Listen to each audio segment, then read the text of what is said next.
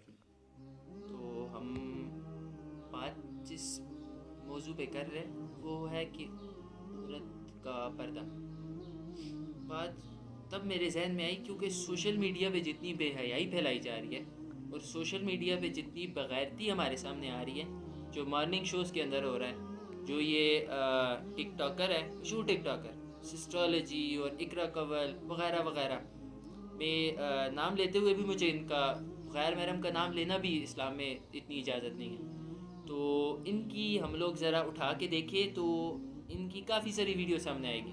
سب سے پہلی ویڈیو ان کی سامنے آ رہی ہے جی ایک وہ جن کا میں نے نام لیا ہے غیر محرم ہے، جس کے ساتھ وہ کام کر رہی ہے کسی ڈرامے میں یا جو بھی ہے، اس کو ادھر ہاتھ لگا رہی ہے یا وہ ان کو ادھر ہاتھ لگا رہا ہے اور ایک دوسرے کو ساتھ اس طرح لپٹ رہے ہیں. تو غیر محرم کون ہوتے ہیں؟ محرم المحرم اور غیر محرم یہ کون ہے؟ محرم وہ ہوتے ہیں جن کے ساتھ آپ کی کبھی شادی نہیں ہو سکتی. ان سے آپ کا پردہ اس حد تک ہے کہ آپ کو چادر کرنی چاہیے اور ان سے بالکل ان سے منہ نہیں اتنا چھپانا چاہیے.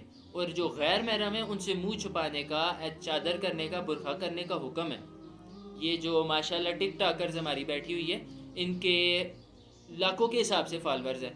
تو ایک بات مجھے بھی ذرا واضح کرنا کہ یہ لاکھوں کے لاکھوں آپ کے محرم ہیں جن کو آپ اپنی شکلیں دکھا رہی ہیں، جن کو اللہ پاک نے چلو خود شکل دی ہے، پیاری دی ہے، تو اس کو اس لیے دی ہے.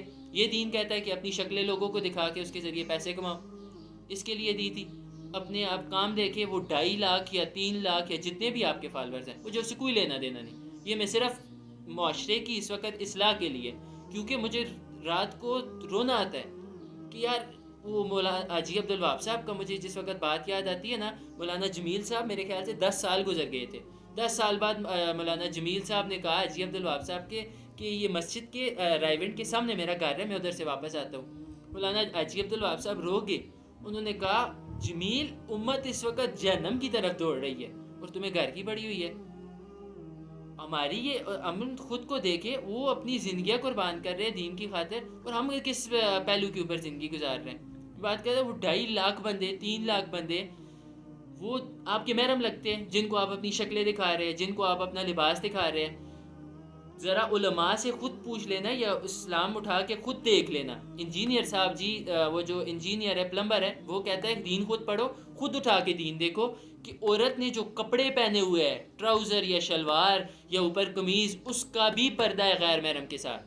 یہ 2.5-3 لاکھ جو بندہ ہے، ایون آپ کے پھپھی کا بیٹا، اس کا بھی آپ سے پردہ ہے. اور ماشاءاللہ آپ 2.5-3 لاکھ بندوں کو جو اپنا جسم دکھا رہی ہے، یہ آپ نے اپنا دنیا کے اندر جہنم کا ٹھکانہ پرماننٹ کرنے کی کوشش بنائی ہوئی ہے. آپ ماشاءاللہ کر چکی ہے اپنا ٹھکانہ. اس حال میں آپ کی موت آئی تو میں واضح کہہ سکتا ہوں کوئی معافی نہیں ہے. یہ بندہ کہہ دے کہ جی اللہ پاک بڑے غفور الرحیم ہے، معاف کرنے والا ہے.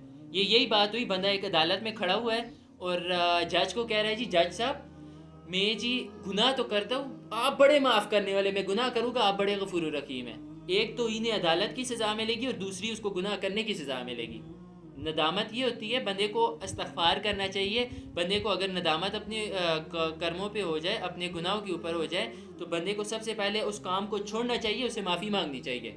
یہ نہ ہو کہ بندہ نماز کو بھی نہ جائے، جمعے کی دکان پہ بیٹھا ہو، اس سے کوئی بولے جی نماز کیوں نہیں پڑھتے، وہ جی بس اللہ پاک بڑے غفور الرحیم ہے. اس کے اوپر حدیث کے اندر حکم آتا ہے کہ جی یہ اس کا سب سے پہلے اس کو اس کی سزا ملے گی جو یہ الفاظ استعمال کر رہا ہے، گناہ کر کے کہہ رہا ہے کہ جی اللہ پاک بڑے غفور الرحیم ہے.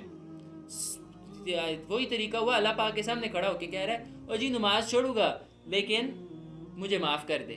جس طرح ہماری یہ ماشاءاللہ ٹک ٹاکر جو مشہور ہوئی ہے، ان کے جو الفاظ ہیں جی اللہ پاک بڑے غفور الرحیم ہے، معاف کرنے والے، پیسے یہ کما لے گی، سب کچھ کر لے گی، اپنی زندگی عیاشی پہ گزار لے گی. کتنی زندگی ہے؟ 10 سال جیو گی، 20 سال، 30 سال، 100 سال، 150 سال، اس کے بعد جو آگے کی ہزاروں سال کی زندگی، اس کو کیوں جہنم کیا ایندھن بنا رہے ہو خود کو؟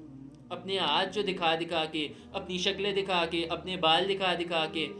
ایون یہ جو عورتیں، یہ ہماری مسلمان عورتیں، بے شک وہ تھوڑا بہت پردہ بھی کرتی ہے، ان کے بھی یہ کام بنے ہوئے کہ عطر لگا کے، مشک لگا کے یا پرفیوم لگا کے گھر سے نکلتی ہے، اور جس وقت یہ کہیں سے گزرتی ہے، میں نے خود ملاحظہ کیا ہے، میں جس وقت میرے پاس سے گزرے، میری سچی بات ایمان کے مطابق بتاؤں، میں ناک بند کر لیتا ہوں، اتنی ان کی خوشبو ہوتی ہے.